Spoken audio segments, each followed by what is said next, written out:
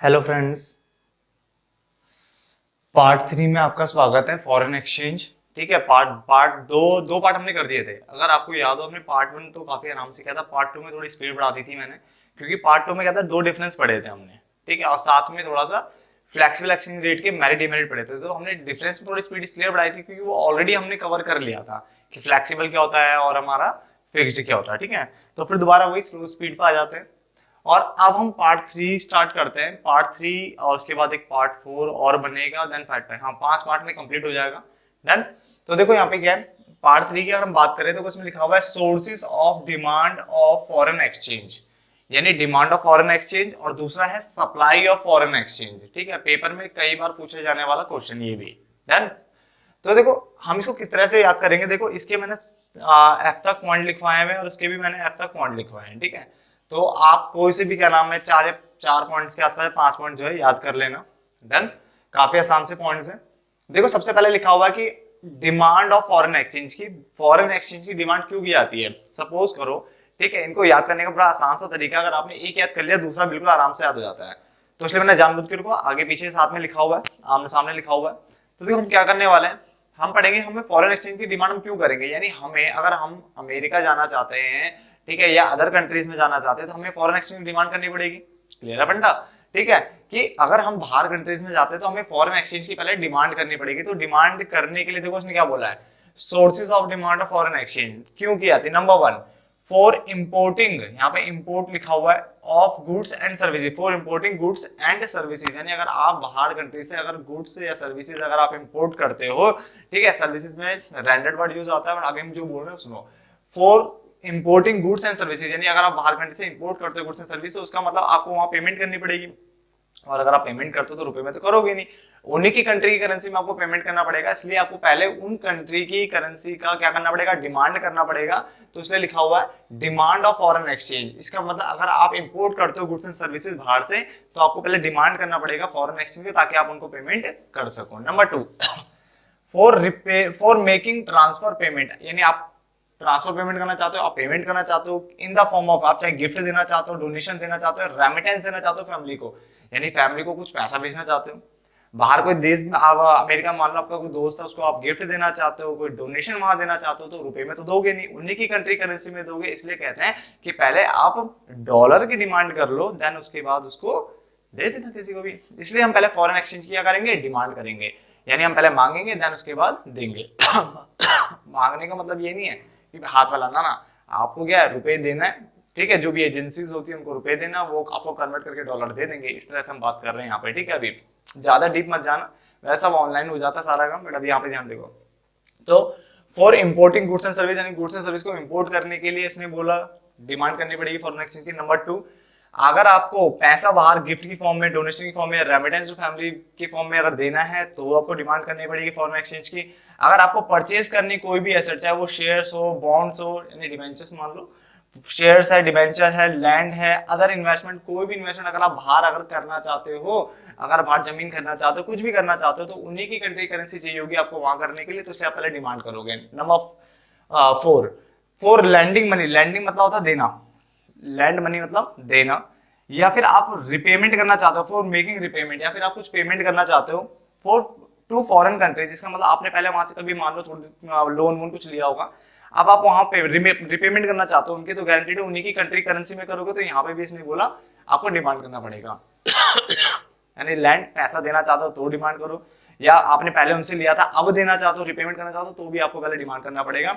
आगे, foreign exchange is needed to meet expenditure incurred in foreign tours, यानी अगर आप बाहर घूमने जा रहे हो, वहां पे कुछ खरीद बिक्री कुछ भी करते हो, आप खरीदते हो, यहाँ पे घूमते फिरते हो दूसरी कंट्री में, तो वहां की करेंसी तो कुछ ही होगी, तो आप डिमांड करो पहले। ठीक है, बड़ा फट सिंपल सा फंडा, आधे बच्चों को समझ में आ भी गया होगा वो क्या रहा है। फॉर स्पेकुलेटिव ट्रेडिंग, स्पेकुलेटिव मतलब होता है जो मैंने कहा था सट्टेबाजी टाइप का।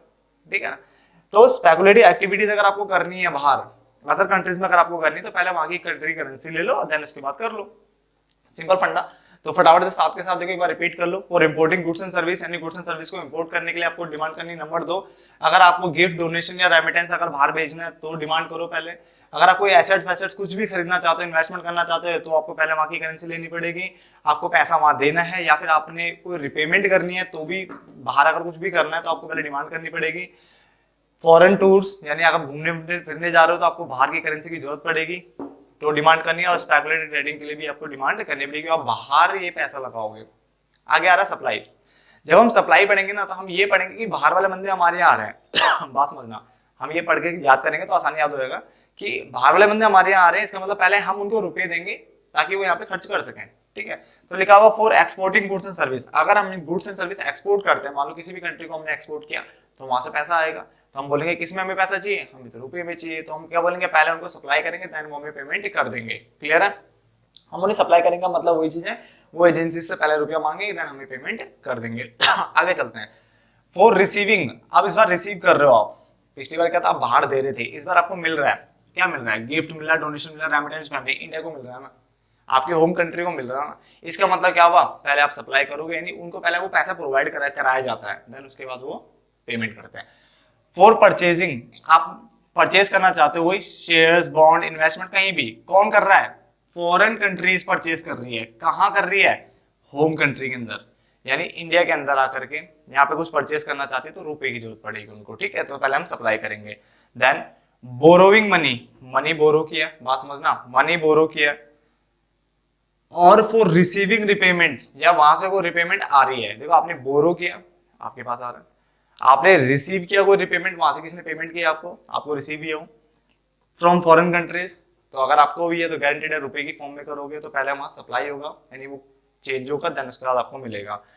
Foreign exchange supplied when foreign tourist आपके यहाँ आए, होम कंट्री में दिल्ली ताजमहल में, यहाँ उधर उधर आगरा वागरा घूम रहे हैं, लाल किला वाल किला घूम रहे हैं, ठीक है ना, कहीं भी घूम रहे हैं, तो दिल्ली में आए हैं, यूपी में आए हैं, कहीं भी आए हो, यहाँ पे खर्चा करेंगे, छोटा मोटा जो भी खर्चा कर रहे होंगे तो उनको पहले सप्लाई की जाएगी हमारे इंडियन रुपीस, देन उसके बाद वो पेमेंट कर पाएंगे। फॉर स्पेकुलेटिव ट्रेडिंग, यानी वो यहाँ आकर के सट्टेबाजी करना चाहते हैं, यहाँ आकर के वो स्पेकुलेटिव एक्टिविटीज में फ्लक्चुएशन में पैसा लगाना चाहते हैं, तो उनको पहले रुपए यहाँ पे सप्लाई किया जाएगा, देन उसके बाद वो क्या कर सकते हैं, पेमेंट कर सकते हैं। तो देखो इस तरह से आप पढ़ो तो ज्यादा आसान होगा, ठीक है ना। इस तरह से पढ़ोगे, अगर हम बाहर करते हैं तो हमें पहले डिमांड करना पड़ेगा बाहर की करेंसी को, और अगर वो यहाँ आते हैं तो पहले हम उन्हें सप्लाई करनी पड़ेगी, पहले देंगे ना रुपए तब जाके वो कर पाएंगे यहाँ पे हमारे लिए, हम उनको बोलो तुम रुपए हम सप्लाई में कर देंगे। देन यहाँ पे हम अपने अकॉर्डिंग पढ़ रहे हैं ताकि हम इसको आसानी से हम इसको याद कर सके, ठीक है ना।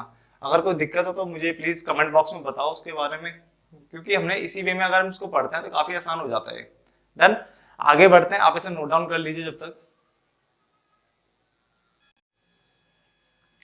तो देखो आगे बढ़ते हैं, लिखा है difference between currency appreciation and currency depreciation, ठीक है। करेंसी एप्रिसिएशन करेंसी डेप्रिसिएशन ये भी आपको पता होना चाहिए, इसलिए मैं इसको करवा देता हूँ, छोटा सा है जरा सा, देखो आपको सामने ही 3 पॉइंट्स खुले।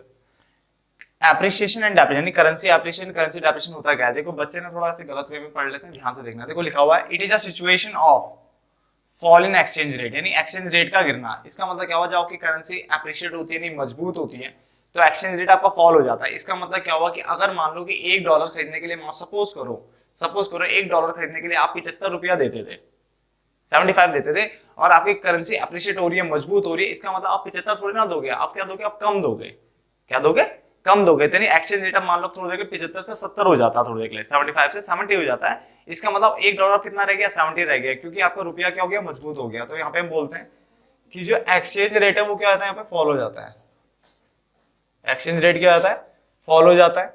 डेप्रिसिएशन में क्या क्या रखा, depreciation it is a situation of rise in exchange rate, यानी एक्सचेंज रेट जो है बढ़ जाता है। क्यों, जैसे सपोज डेप्रिसिएशन, करेंसी डेप्रिसिएशन मतलब रुपया गिर गया, पहले मान लो कि $1 के लिए आप कितना पेमेंट करते थे, मान लो 70 रुपए पेमेंट करते थे, 70 रुपीज पेमेंट करते थे, अगर आपको $1 चाहिए तो आप 75 रुपीज दे रहे हो, उसका मतलब क्या हुआ, आपकी करेंसी बहुत ज्यादा बदतर होती चली जा रही है, गिरती चली जा रही है। तो ये हो गया, इसके कारण क्या होता है, आपको ज्यादा पे करना पड़ जाता है। तो देखो क्या है, एप्रिसिएशन में लिखा हुआ है it is a situation of fall in exchange rate, exchange rate गिर जाता है, और एक्सचेंज रेट जितना गिरेगा उतना आपके लिए बेनिफिट है। डेप्रिसिएशन मतलब it is a situation of rise in exchange rate, क्या लिखा हुआ है कि एक्सचेंज रेट क्या हो गया, बढ़ गया यहाँ पर, डन। उसके बाद लेस रुपीज आर नीडेड या रिकॉर्डेड टू बाय $1, यानी अगर आपको $1 चाहिए तो उसके लिए आपको कम रुपए देने पड़ेंगे आप, क्योंकि आपकी करेंसी अप्रिशिएट हो गई है। इसमें मोर रुपीज, ठीक है, इसमें क्या चाहिए, more rupees are needed to buy $1 इसमें ज्यादा रुपए देने पड़ जाते हैं आपको। क्लियर है? जैसे मान के चलो पहले $1 $72 का था, अब एक्सचेंज रेट फॉल हो गया, एक्सचेंज रेट फॉल हो गया, इसका मतलब क्या हो गया, इसका मतलब करेंसी आपकी अप्रिशिएट हो गई है, अप्रिशिएट हो गई, इसका मतलब आपको कम रुपए देने पड़ेंगे डॉलर, क्योंकि डॉलर कमजोर हो गया, इसका मतलब आपको कम रुपए देना पड़ेगा $1 खरीदने के लिए। डन। यहाँ पे अगर हम बात करें तो $1 के लिए आप कितना पेमेंट कर रहे हो, ₹70 पेमेंट करते थे पहले, अब कितना करना पड़ रहा है, ठीक है, बिफोर आफ्टर कर सकते हो, बिफोर आफ्टर, पहले आपने ₹70 देते थे, अब आप 73 या 74 75 जो मर्जी ले लो आप पेमेंट करते हो, उसके बाद आपका रुपया कमजोर होता चला जा रहा है। क्लियर रखना इस पॉइंट्स को, ठीक है, यहाँ पे थोड़ा सा ना घिच पिच हो जाती है। करेंसी अप्रिसिएशन, रुपए का बढ़ना, करेंसी डेप्रिसिएशन अपने हम होम कंट्री के लिए बढ़ रहे हैं, यानी आपके रुपए का गिरना। अगर रुपए बढ़ता है तो आपको कम रुपए देने पड़ेंगे $1 को लेने के लिए, इसका मतलब आपका जो एक्सचेंज रेट है वो कम गिर जाएगा, फॉल हो जाएगा, ठीक है ना। बट अगर यहाँ पे अगर आपका करेंसी डेप्रिसिएट हो रही है, इसका मतलब आपको ज्यादा रुपए देने पड़ेंगे, ठीक है ना, आपका एक्सचेंज रेट क्या होता है, बढ़ जाता है, 70 से 73 हो गया, देखो ना, ये एक्सचेंज रेट बढ़ जाएगा। क्लियर है? लेस रुपीज आर रिकॉर्डेड या नीडेड टू बाय $1, कम रुपए जरूरत पड़ती है, यहाँ पे आपको ज्यादा रुपए देने पड़ जाते हैं इस केस में अगर करेंसी की हालत बुरी है तो। And then example. डन। इस पार्ट को यहीं पे खत्म करते हैं। देखो हमने ना 3 बेसिक पार्ट तो खत्म कर दिए, चौथा पार्ट हम मार्केट के ऊपर जाएंगे, फॉरवर्ड स्पॉट मार्केट ये सब पढ़ेंगे, और पांचों में डायग्राम्स जितने भी है सारे कंप्लीट करेंगे। कुछ डायग्राम्स जो है कोरोना वायरस के कारण जो सिलेबस कट हुआ है उनके लिए रेलेवेंट नहीं होगा इस बार के लिए, बट कुछ तो है उनको तो हम करेंगे। डन। और उसको कंप्लीट भी करेंगे ताकि क्या है कि जहां जहां वो डायग्राम जिन जिन बच्चों के इसमें आ रहे होंगे जो सीबीएसई से हट के पेपर देते हैं या किसी भी ईयर के आगे जैसे मान लो बीए बीकॉम कर रहे हैं उनके लिए तो रेलेवेंट होगा ही होगा, तो हम उनके लिए तो करेंगे। तो अभी जो अगला पार्ट आ रहा है वो सबके लिए है, मैं आपको बता दूं। उसके बाद जो पार्ट नंबर 5 आएगा, पार्ट नंबर 5 में स्टार्टिंग के 3 डायग्राम जो छोटे मोटे होंगे वो आप आपको पढ़ने हैं और सबको पढ़ने हैं। देन उसके बाद जो थोड़े से 4 डायग्राम अलग से बनवाऊंगा वो खासकर अगर इस बार छोड़ भी देंगे 12th के बच्चे तो चल जाएगा। डन। तो आप इसे नोट डाउन कर देना। धन्यवाद दोस्तों।